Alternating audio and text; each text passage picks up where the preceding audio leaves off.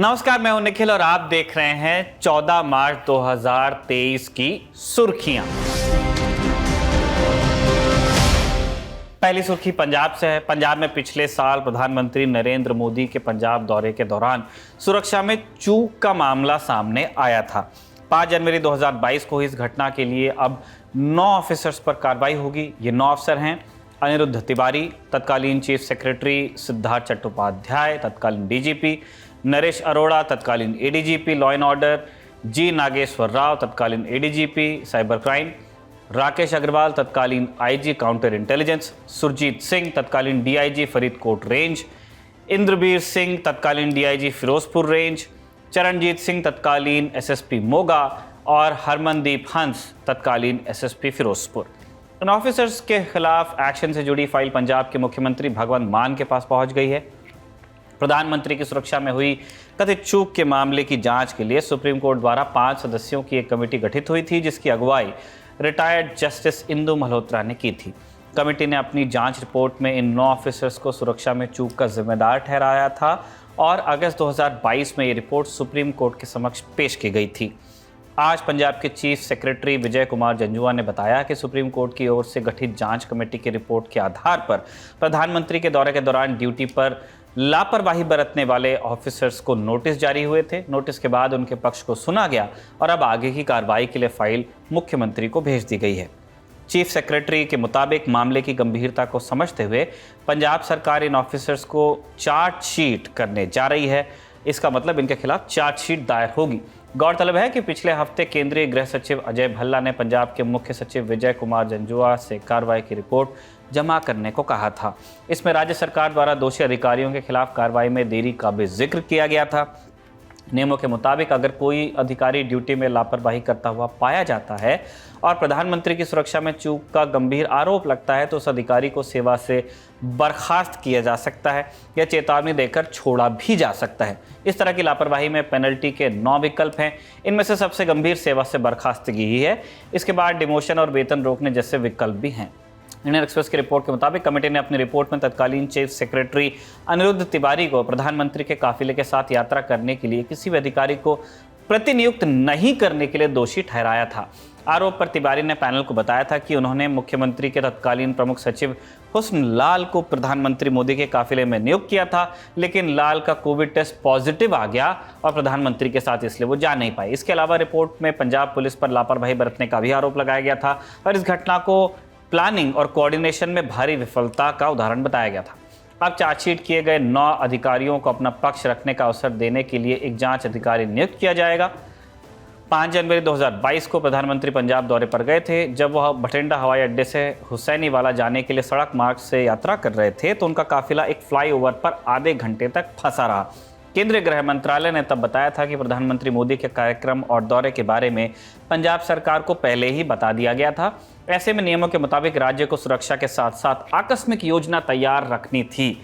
वैसे उस समय प्रधानमंत्री नरेंद्र मोदी का एक बयान भी चर्चा में रहा था, जो कि सूत्रों के हवाले से बाहर आया था। सूत्रों ने दावा किया था कि प्रधानमंत्री ने ऐसा कहा कि अपने सीएम को शुक्रिया कहना कि मैं जिंदा वापस आ गया। इस बयान का कोई वीडियो मौजूद नहीं है, लेकिन जैसा कि हमने कहा सूत्रों ने बताया था। दूसरी सुर्खी है कर्नाटक के हवेली से 13 मार्च को यहां से खबर आई कि कथित हिंदुत्ववादी संगठनों ने एक मस्जिद सहित कुछ मुस्लिम समुदाय के लोगों के घरों पर पथराव किया। अब इस मामले में 15 लोगों को हिरासत में ले लिया है। इंडिया टुडे के लिए अनघा केशव और सगय राज की रिपोर्ट के मुताबिक ये संगठन एक बाइक रैली निकाल रहे थे जो एक मुस्लिम बहुल इलाके से गुजर रही थी। तभी कुछ बदमाशों ने घरों और मस्जिद पर पत्थर चला दिए, लेकिन पुलिस ने जल्द स्थिति पर काबू भी पा लिया। इलाके के पुलिस अधीक्षक शिव कुमार ने कहा कि 9 मार्च को भी एक ऐसी ही रैली निकल रही थी जिसे मुस्लिम समुदाय के कुछ लोगों ने कथित रूप से रोका था। संभवतः 13 मार्च की घटना इसी घटना से जुड़ी हुई थी। फिलहाल पुलिस दीगर आरोपियों की पहचान में लगी हुई है। तीसरी सुर्खी का संबंध है प्रदूषण से। प्रदूषण सुनते ही आपके जहन में दिल्ली का नाम आने वाला होगा, लेकिन नहीं, भारत में ये सबसे प्रदूषित शहर नहीं है। 5वीं एनुअल वर्ल्ड क्वालिटी रिपोर्ट में सामने आया है कि नई दिल्ली दुनिया की दूसरी सबसे प्रदूषित राजधानी है, लेकिन दिल्ली का प्रदूषण भारत में नंबर 1 नहीं है। ये तमगा गया है दिल्ली के ठीक बगल में पड़ने वाले राजस्थान के औद्योगिक शहर भिवाड़ी को। इस रिपोर्ट के मुताबिक सर्वे में शामिल भारत के 60% शहरों में प्रदूषण इस रिपोर्ट के मुताबिक सर्वे में शामिल भारत के शहरों में से 60% में प्रदूषण विश्व स्वास्थ्य संगठन यानी WHO के तय किए मानकों से 7 गुना अधिक मिला। ये रिपोर्ट बनाई है IQ एयर ने। ये स्विट्जरलैंड की एक कंपनी है जो एयर क्वालिटी मॉनिटरिंग और एयर क्लीनिंग प्रोडक्ट्स बनाती है, माने हवा की गुणवत्ता पता लगाने और उसे साफ करने के लिए उपकरण बनाती है। तो कंपनी भी इस गेम में एक स्टेक होल्डर है, इसलिए इस कंपनी के सर्वे का सैंपल साइज भी जानना चाहिए कि कितना बड़ा था।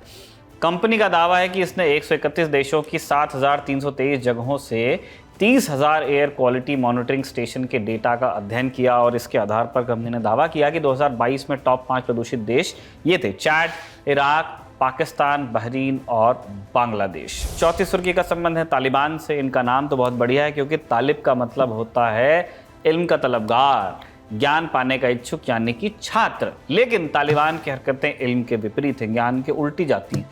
जब अमेरिका के हटते ही काबुल पर उनका कब्जा हुआ तो भारत में अपने विरोधियों को तालिबान समर्थक बताने का एक कंपटीशन शुरू हुआ था। खैर जो भी हो, अफगानिस्तान में अब तालिबान सरकार चला रहे हैं और भारत के तो अफगानिस्तान से अच्छे संबंध रहे ही हैं। भारत के विदेश मंत्रालय के तत्वाधान में चलने वाले Indian institute of management Kozhikode यानी IIM कोझिकोड के कोर्स में तालिबान सरकार के अधिकारियों को दाखिला मिल गया है। जी हाँ, ये course Indian technical and economic cooperation ITEC के तहत चलाया जाता है। इस बार IIM कोझिकोड में हो रहा है। हाल ही में भारत सरकार के उच्च अधिकारियों की एक बैठक भी तालिबान के साथ हुई थी। ये खबर हमने आपको इसलिए बताई ताकि आप समझ सकें कि तालिबान का दोस्त कौन टाइप बातों को ज़्यादा सीरियसली लेना नहीं चाहिए। अगली और आखिरी सुर्खी जम्मू कश्मीर के पूर्व राज्यपाल सत्यपाल मलिक ने बनाई है। उन्होंने अपनी सुरक्षा घटाए जाने को लेकर सरकार पर निशाना साधा है। कहा है कि उनकी सुरक्षा Z+ से घटाकर सिर्फ 1 PSO तक सीमित कर दी गई। उन्होंने कहा किसानों के पक्ष और अग्निवीर योजना के खिलाफ बोलने की वजह से ऐसा किया गया। इंडिया टुडे को दिए एक इंटरव्यू में सत्यपाल मलिक ने दावा किया कि जम्मू कश्मीर के राज्यपाल रहने वाले NN वोहरा की सिक्योरिटी 2008 से 18 तक एक जैसी रही थी, उसमें कोई कमी नहीं की गई। उनके वक्त अनुच्छेद 370 को निष्प्रभावी किया गया, फिर उनकी सुरक्षा कम कर दी गई। सुनिए सत्यपाल मलिक ने और क्या क्या कहा। इसलिए मैं पत्र लिखता रहा हूं उनको और उनकी पावती भी आती रही कि हमको खत मिला है। लेकिन अब मुझे पुलिस हेडक्वार्टर से पता चला है कि आपका ये लिख के आ गया कि सिर्फ एक PSO आपको मिलेगा और वो भी अभी नहीं दिखाई दे रहा है। हाँ, अभी तो 3 दिन से वो भी नहीं आ रहा है। कुछ ऐसी चीजें कही जा रही थी कि आप एक पॉलिटिकल पार्टी ज्वाइन करने वाले हैं, ऐसी भी चीजें बढ़ के सामने आई। क्या आपको लगता है कि उस थ्रेट की वजह से भी शायद एक तरीके से आपको अकेला छोड़ देने की जो ये हो रही है स्कीम, इसका पार्ट दिखाई दे रहा है ये सिक्योरिटी निकालना? नहीं, मैं कोई पार्टी ज्वाइन नहीं करूंगा, इलेक्शन भी नहीं लड़ूंगा, लेकिन मैं घर भी नहीं बैठूंगा। मैं घूम के तो आपको कुछ लेटर्स दिखाना चाहेंगे जो आपने लिखे हैं, और ये आपने लेटर्स लिखे हुए हैं तमाम। 1 अक्टूबर को लिखा अमित शाह जी को, उनकी पावती है ये। फिर इसके बाद मैंने 18 अक्टूबर को लिखा है और दोनों में उन्होंने लिखा कि ठीक है हम इस पे विचार कर रहे हैं। तो ये थी आज की सुर्खियां। अगले एपिसोड में आपसे मुलाकात होगी ऐसी कामना के साथ। अब ले रहे हैं विदा। देखते रहिए दी ललन टॉप। शुभ रात्रि। सिर्फ 59 रुपए महीने में पाइए YouTube पर LT प्रीमियम। किसी भी प्लेटफॉर्म से 3 दिन पहले देखिए हमारे प्रीमियम प्रोग्राम जैसे guest in the news room, किताब वाला आदि। इसके अलावा बहुत कुछ। सब्सक्राइब करने के लिए ललन टॉप के YouTube चैनल पर जाकर क्लिक करें ज्वाइन बटन।